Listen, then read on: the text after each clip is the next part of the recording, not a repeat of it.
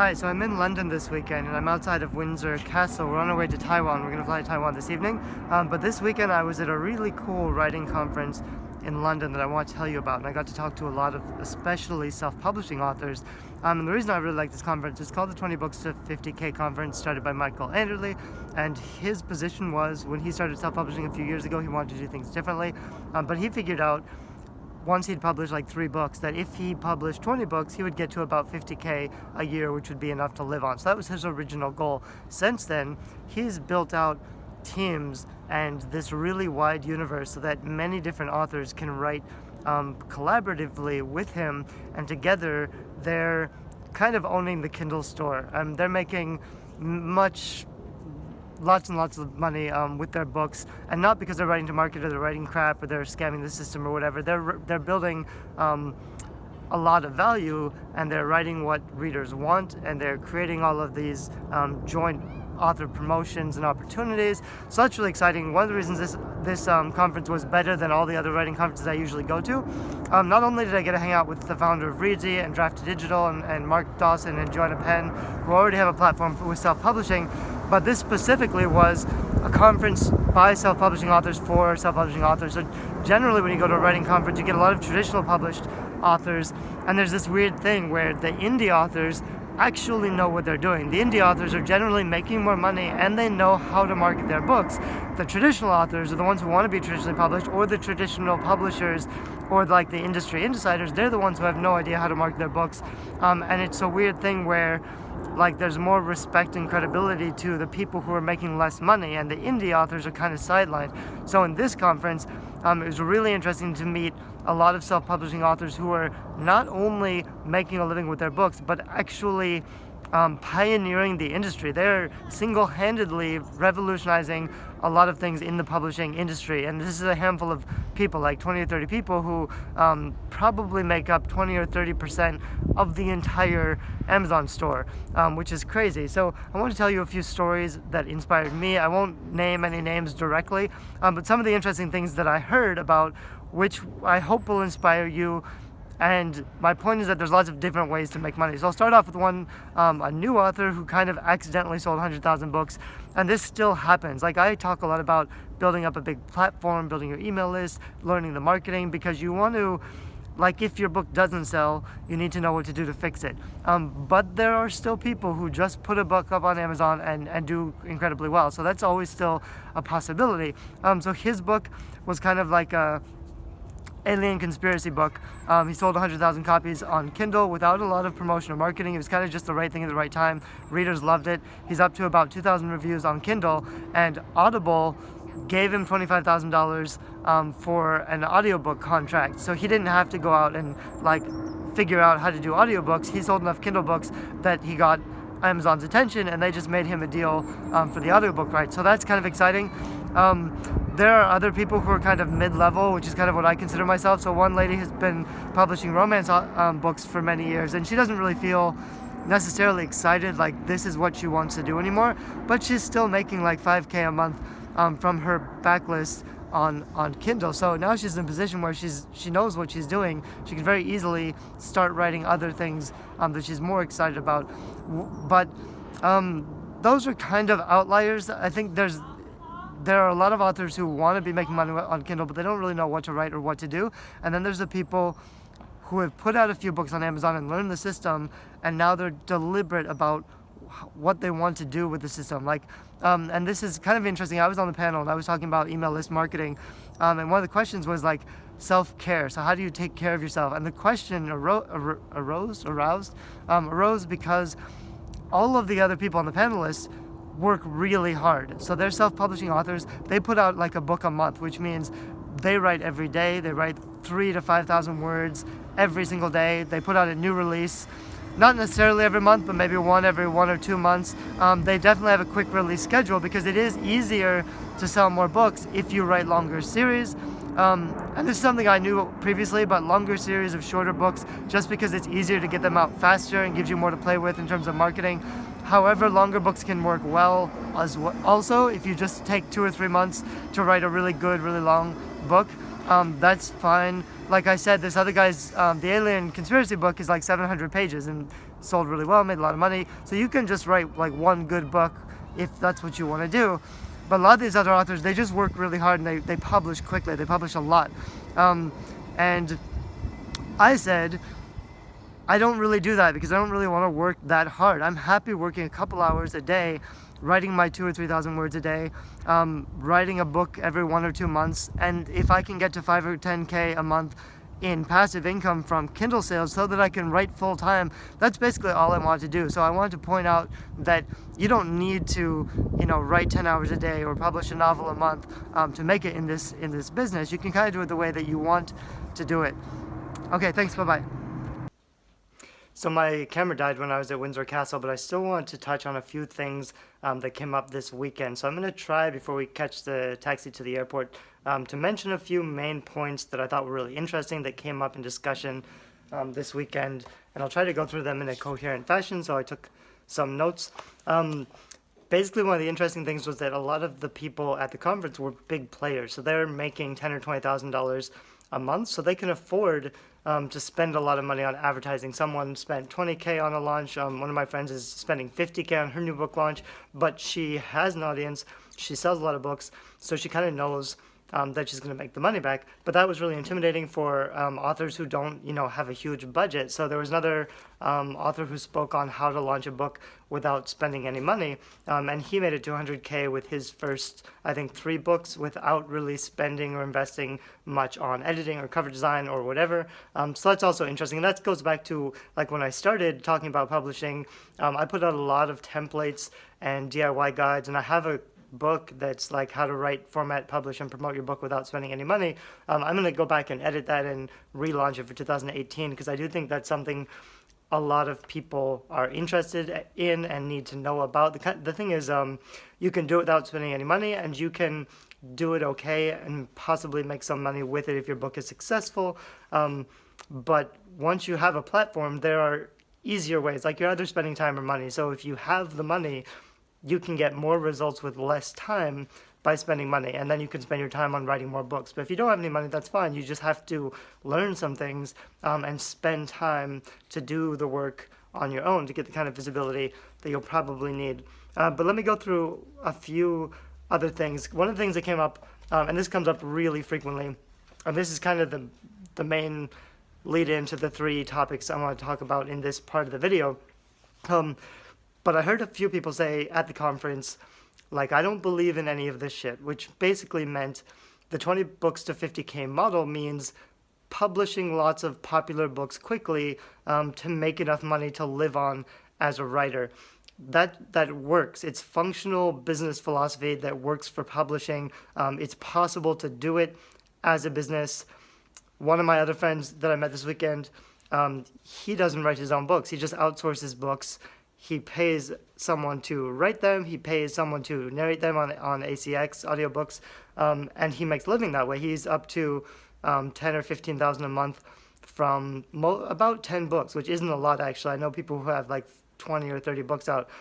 So he's publishing as a model, and it is a business. It doesn't necessarily mean that you're writing crap or you're writing garbage. He's the project manager. So he's hiring high-quality writers who do high-quality research to put out high-quality books that people value and enjoy. So there's nothing wrong with him getting paid as a project manager to fund these books. These are projects that, like a normal writer may not focus on solving certain problems for an audience because they don't think the money's in it. But if he knows how to reach the people and make money from the project, and he can invest in a writer and an editor or cover designer or whatever, if he can invest in putting the project out into the world to help people, he deserves to get paid, which is kind of interesting. But I did hear some people say things like, I don't believe in this, in this writing quickly bullshit.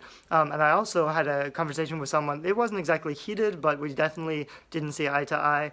And it was a gentleman who said something like, all this is going to be dust, in 200 years. You're not writing quality literature. You're just writing, ebooks, which are going to disappear. So in 200 years, none of this is going to matter.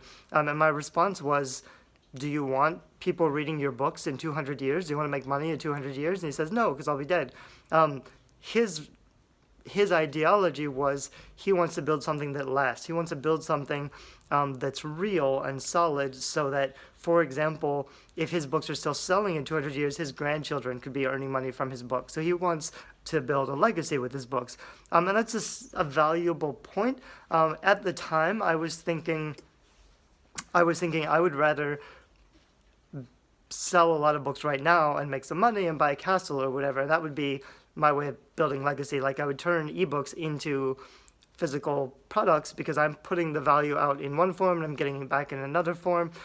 So we didn't see neither of us were right, except that part of the argument, part of the like underlying belief system of people who think that it's better to write slowly is that writing slowly equals writing quality, and that if you write books quickly or you write lots of books to a popular market, then they cannot be quality books. I don't think that's necessarily true, and I see a lot of people who believe in, I'm going to write slow, I'm going to write the best damn book in the world.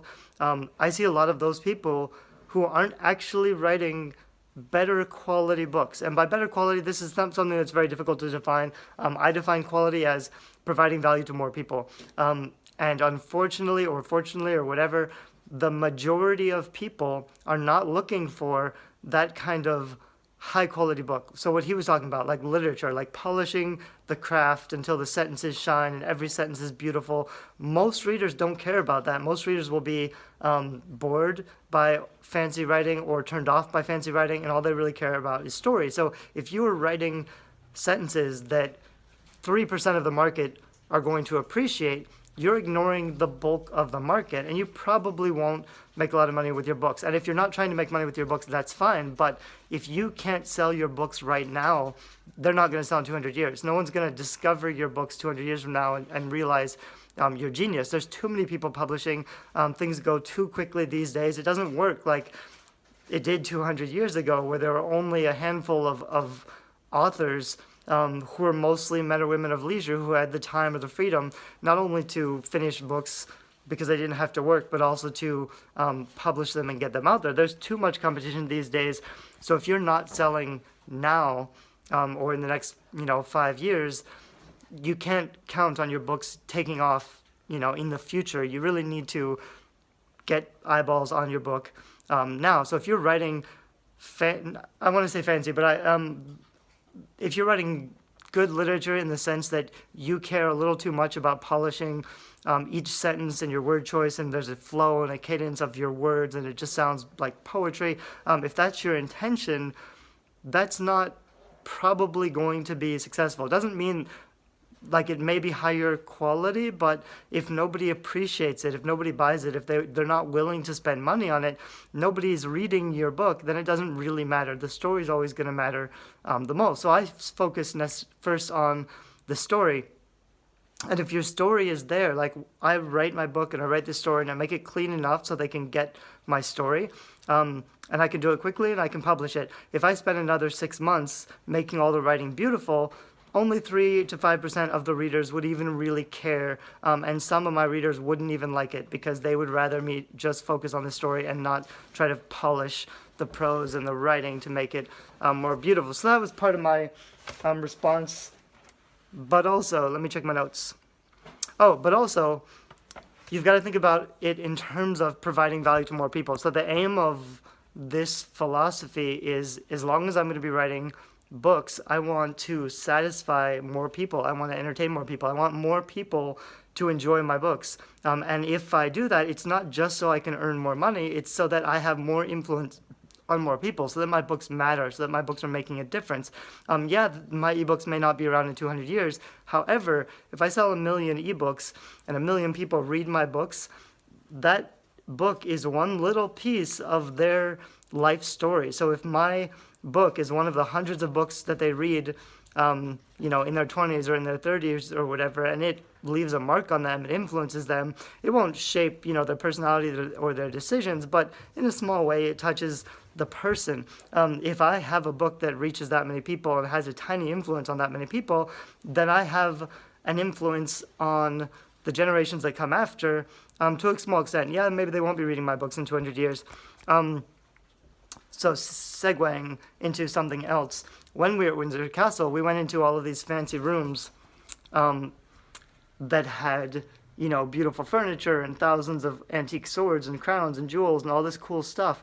And at first, I was thinking, yeah, I kind of do want to leave something real and tangible and cool, with my books or with something that I'm doing in my life.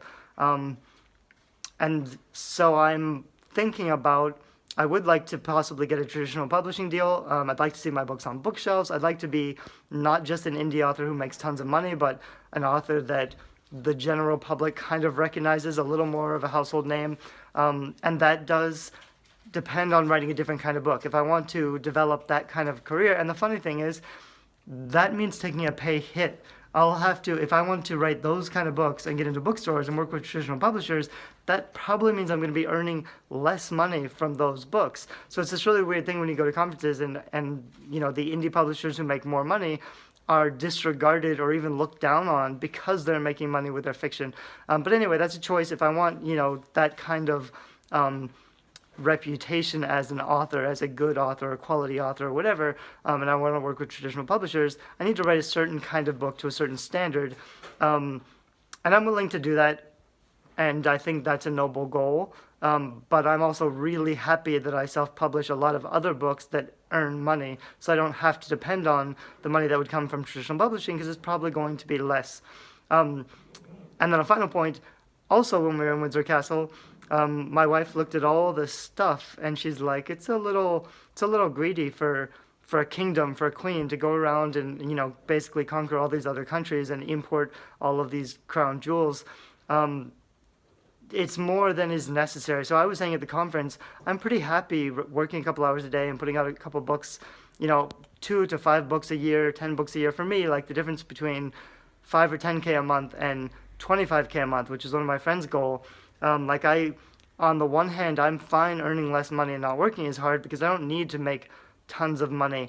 On the other hand, I want to be doing something valuable with my time more than 2 hours a day. So if it only takes me 2 hours a day to write these books, I want to spend the rest of my day doing other valuable things. And I do believe in pushing myself towards higher goals. So if I'm comfortable making 5 or 10K a month, then I need to be uncomfortable by aiming a little higher. So, now that I can do this, I still have a lot of time. In 5 years, where do I want to be? In 10 years, where do I want to be? And that model seems to be, like I was saying earlier, it's difficult to just grow as big as you want to if you're only working for yourself. If you are your own self-publishing company, basically, you write your own books, you maybe hire editors or cover designers or whatever, you put out a few books a year, you can still do really well, you can make a lot of money, but if you want to go big, you probably need more books, which probably means you need to up your production schedule, which either means you just need to write faster, or know where you're going, or write more popular books, or you need to work with a team, which is probably what I'm going to be starting to look into in 2018, is partnering with other authors who can help me to finish my stories faster so I can get more stories out into the world. I think that's kind of my final point. I have other videos that are coming out soon. We're going to Taiwan right now. I'm going to work really hard in the next couple of months to put out some new releases and update some of my older nonfiction stuff. So if you're on my creativity list, you'll get a lot of that stuff. You can also subscribe to the YouTube channel to find out what else is going on. Thanks. Bye-bye.